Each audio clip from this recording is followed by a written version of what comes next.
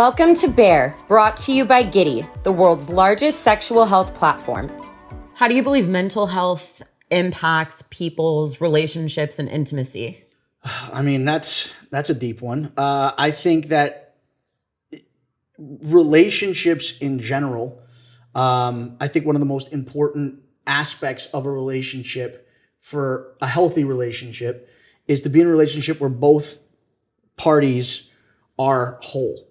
And I've said this in the past. I think a lot of times anytime there's an imbalance in a relationship, it's generally caused by one person either giving more or not giving as much as the other. Sometimes people just aren't able to bring the full version of themselves to the relationship. And I think the most important, and it's funny that I'm giving this advice because this is, in my last few relationships, this is not how I've been. I'm a lot better at critiquing what other people are doing and at kind of figuring out other people's issues than turning around the microscope and like figuring out what I'm doing wrong.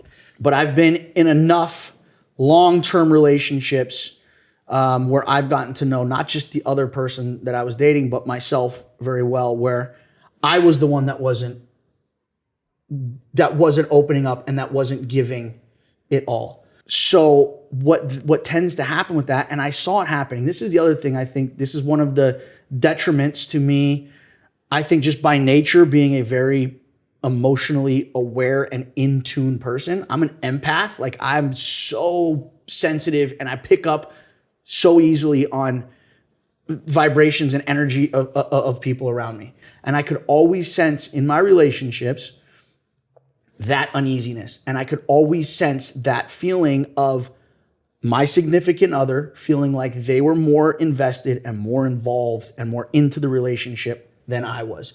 And no matter how many times I told them that wasn't the case, no, I'm in this for the long haul. Yeah, this is it for me, man. Like, we're going I knew in the back in my heart of hearts that wasn't the case. And it doesn't matter what I said. It doesn't matter how many times I reassured them that everything was okay. My actions didn't reflect that same sentiment.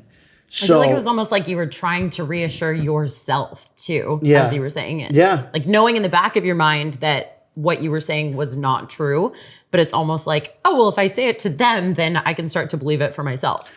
I wanted it to be true, but I think here's the other, I think a lot of growing older, and I think a lot of, especially with relationships, I used to be the biggest, I invented gaslighting, okay? Not that I want, not something that I'm proud of, okay? I was gaslighting before we even had a term. And it was like, no matter what was happening in the relationship, no matter how much I was fucking up or what I was doing, I always somehow blamed them. And I always somehow made them feel like they were responsible for as bad as it was, even though I knew deep down that what I was saying was complete bullshit. But I didn't want to be held responsible. And I didn't like that. And I didn't like how that made me feel. Even though I felt after, like, okay, well, they think they're the ones that are at fault. No matter what I did, I could stay out late and not come home for 2 days, or get a text from like whoever, or get caught red-handed doing something. And somehow I would always find a way to make them apologize. Not make them apologize, but make them feel like they somehow caused it. Right. That's what I mean. Yes, like, I did apologize for doing it. Yes, I did this, but I did this because of you. Yeah. Whatever actions you were doing caused me to do this. And it was complete bullshit, man. Like, and I knew that deep down. And that's why I've changed my most recent relationship that ended. I was hyper aware of that. And I didn't want that to be the case anymore. And I actually almost went to the opposite extreme. And I started taking responsibility for things that weren't my fault. And I almost started taking more ownership for things, for the relationship being the way that it was, when in all honesty, no matter what relationship you're in, there's always a give and take. Yeah. Right? And it needs to be equitable. And you need to, there's always going to be a push and pull, and someone's always going to be doing more than the other one. I think one of the biggest misconceptions, and this isn't just when it comes to relationships, this just comes in general, is this idea of balance. I just got to find balance. You're never going to find balance. Balance is like the weather, dude. It's constantly changing. What you need to do, though, is just find a way to understand your partner, understand yourself, Understand what you're doing that's going to throw them off and what they're doing that's going to throw you off, and just be completely honest about it. So what would it take to be in a healthy relationship in modern day times? Don't date anyone who's ever done the challenge. All right, that's one lesson you learned. I think for me, and this is the only thing that I can speak from experience because everybody's different. For me, because of the lifestyle that I lead, which is very chaotic, okay? I lead a very high variance, unstable life.